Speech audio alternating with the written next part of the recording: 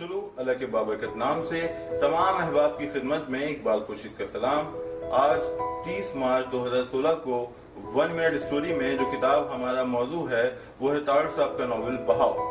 तारड़ साहब का शुमार अहद हाजिर के बड़े फिक्शन निगारों में होता है। बहाव उनकी नुमाइंदा तख्लीक है। ये नॉवल एक खुश्क होते हुए दरिया के गिर्द घूमता है। इसमें मौजूदाड़ों का जमाना मंजर किया गया है।